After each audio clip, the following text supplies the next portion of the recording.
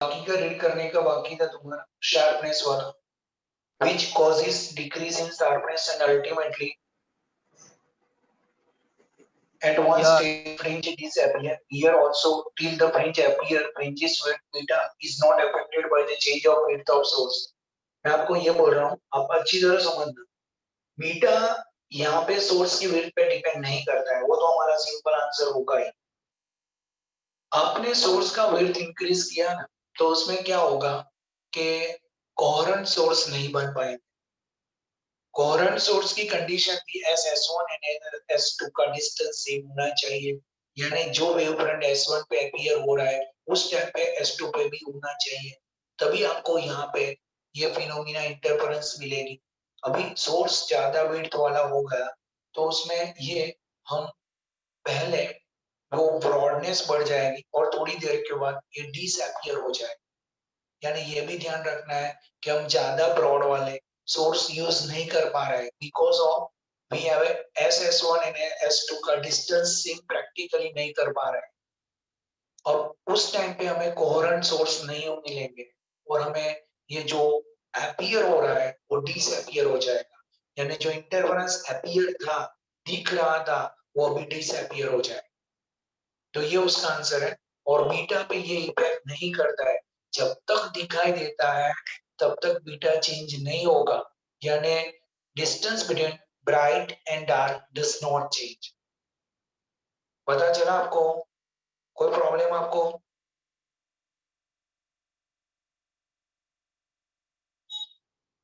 Okay, तो अभी हम आगे बढ़ जाए, उसका दूसरा पॉइंट है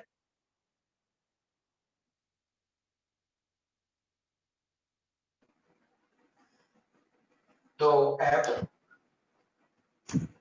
F. The monochromatic source is replaced by a source of white light. अभी मैं आपको एक सिंपल सा monochromatic light is a single wavelength. अभी व्हाइट लाइट में क्या होता है, 7 कलर आते हैं। व्हाइट लाइट कब बनती है, 7 कलर मिक्स होते हैं तब आपको व्हाइट लाइट मिलेगी, उसमें सिंगल वेवलेंथ नहीं, यानी मोनोक्रोमेटिक लाइट यहाँ पे नहीं है। इससे क्या होगा प्रैक्टिकली, जब मैं आपको एक सिंपल सा पूरा जो स्क्रीन होता है वो पूरा व्हाइट हो जाएगा, उसमें करीब करीब कलर दिखेंगे, आपको फ्रिंजेस नहीं दिखाई देगी जब आप प्रैक्टिकल करते हो तब। अब आपको दूसरा पॉइंट दिखा, सपोज आपको कोई वेवलेंथ है 2000 एंगस्ट्रॉम जो नहीं दिख रही है, तो आपको मालूम है लैम्बडा बाय 2 जेड डिसअपीयर हो रही है। डिसअपीयर क्या है, डिस्ट्रैक्टिव इंटरफेरेंस, और डिस्ट्रैक्टिव इंटरफेरेंस में वेवलेंथ का जो ऑर्डर होता है आपको मालूम है 2n+1 lambda by destructive phenomena. तो डिस्ट्रक्टिव के लिए मैंने वेवलेंथ लैम्बडा 2 ली, तो ये आपका 4000 है, वो डिसअपीयर हो जाएगा। सिमिलरली सपोज आपको लैम्बडा बाय 2 4000 एंगस्ट्रॉम है, तो आपको यहाँ पे लैम्बडा 8000 एंगस्ट्रॉम डिसअपीयर हो जाएगा, यानी यहाँ पे रेड कलर आपको नहीं दिखाई देगा, यहाँ पे आपको ब्लू कलर नहीं दिखाई देगा।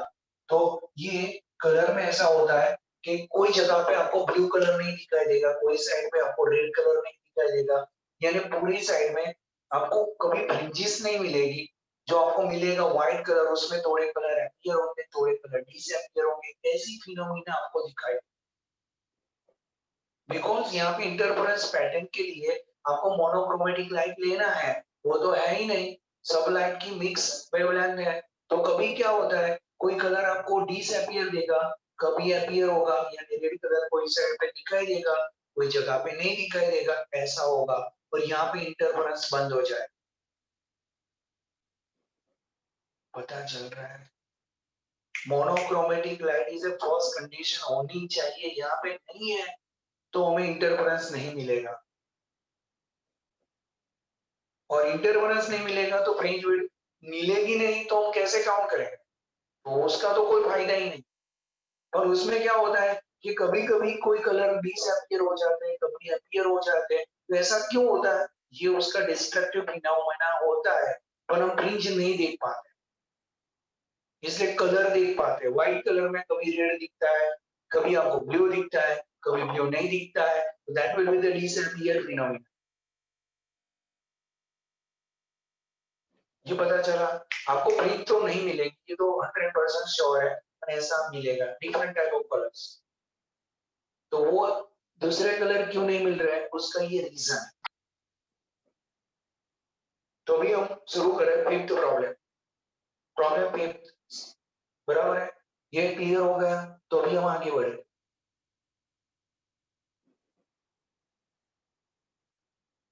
ब्रेक पता चल रहा है, यानी जैमिन, यस सर। ओके।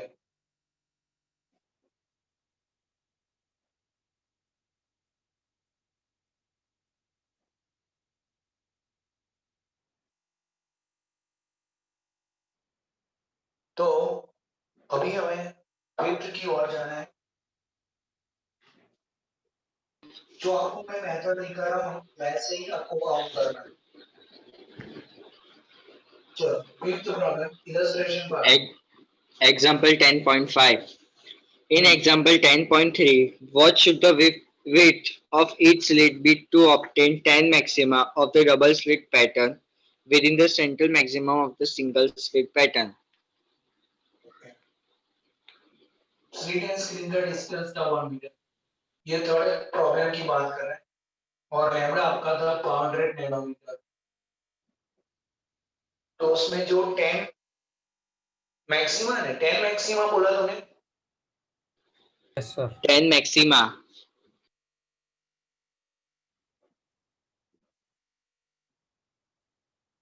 अभी आप अच्छी तरह समझना, ये 1 मिलीमीटर इज 10⁻³ मीटर, ये 500 नैनोमीटर 10⁻⁹ मीटर, तो आपका होगा 5 × 10⁻⁷ metre.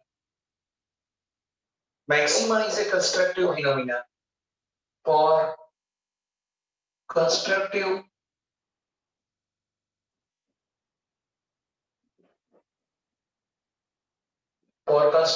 phenomena or constructive intervals,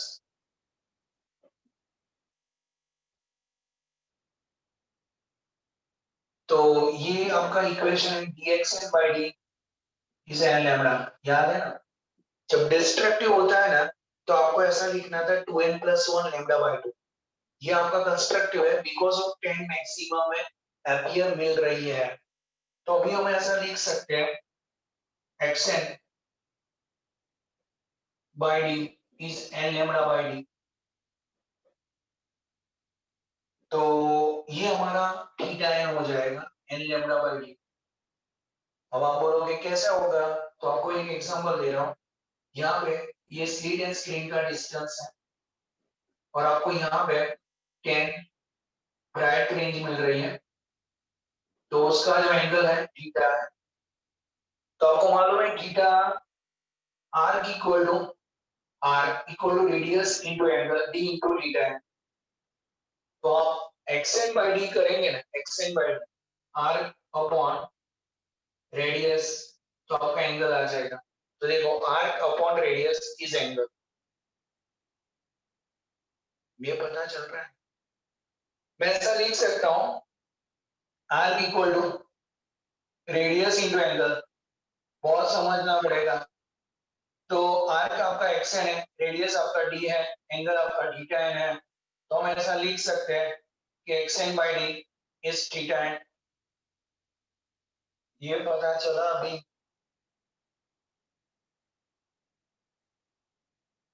ये वाला xn arc equal to radius into angle, ऐसा। तो xn/d इज थीटा n, ये पता चला आपको। मैंने यहाँ पे एंगुलर डिस्टेंस कर दिया है। अभी मुझे वहां पे 10 ऐसी ब्राइट रेंज मिल रही है, 10 λ/d। तो ये हमारा एंगल हुआ। अभी आपको दूसरा पॉइंट है। अभी ये लोग क्या बोल रहे हैं, उसमें आपको सेंट्रल मैक्सिमा की विड्थ मिल रही है। सेंट्रल मैक्सिमा कल हमने डिफाइन की थी।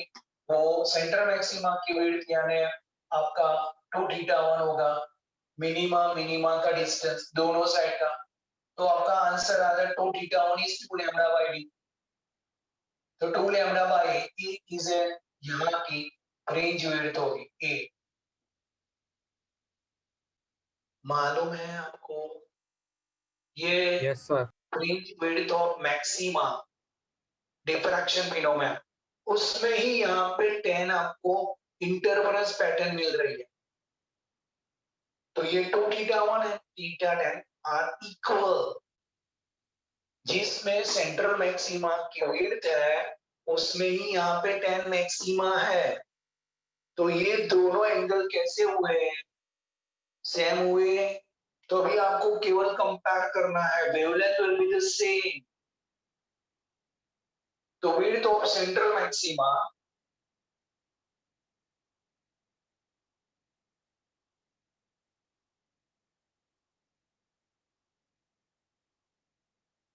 Equal to theta 10, angle are same.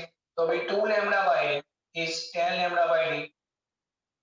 अभी आप लैम्डा कैंसिल कर दो, आपको डी दिया गया है, ई मालूम नहीं है, तो आप ऐसा लिख सकते हैं डी बाय 5। अभी आपका डी कितना है? तो 1 mm डिवाइड बाय 5, तो आपका क्या आ रहा है? 0.2 mm आ रहा है। देखो अब ये फ्रिंज विड्थ होगी 0.2 mm। अभी आप कोई कुमार लिख के बैठा है तो कुमार में गलती नहीं, कुमार में गलत है, इसलिए आपको यही रिफर करना है, ये मेथड से। ये एंगल में आपकी 10 मैक्सिमा आ रही है तो आपको फ्रिंज विड्थ ये लाना है।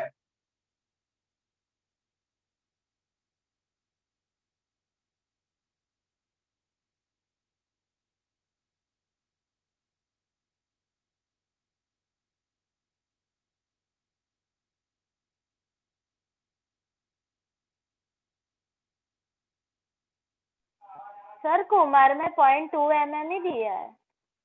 हाँ, अपन सेट करके दिया है। देखो अभी डी की वैल्यू है ना,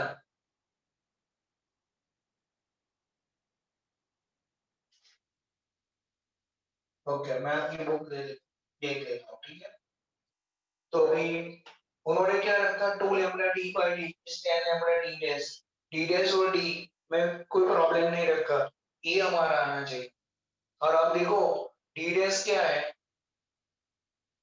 डी डैश तो दिया है, उन्होंने डी डैश डिफाइन किया है। डी डैश तो आपको 2 mm दिया है ना, 1 mm। उनकी जगह पे ये लोग डी डैश डिफाइन करना है ना, D dash D slit width है 1 mm। तो कैलकुलेशन कर, अभी तुम्हें पता चल जाए 5d आ रहा है। D dash is D by 5 है ना, वो स्टेप गलत है, डी डैश इज 5d आ रहा है कुमार, कुमार के हिसाब से। हाँ सर उन लोग ने एडजस्ट करके लिया है वो। हाँ बस वो सेट किया है, वो ऐसा नहीं है, ऐसे आ रहा है।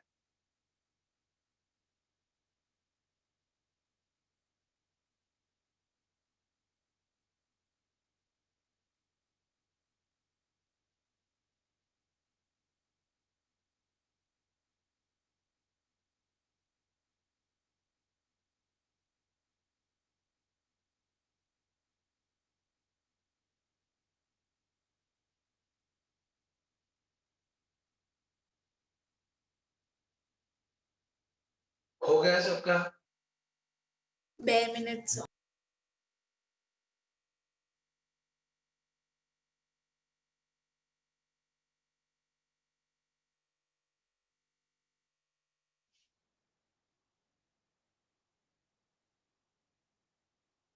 ये पता चला सबको?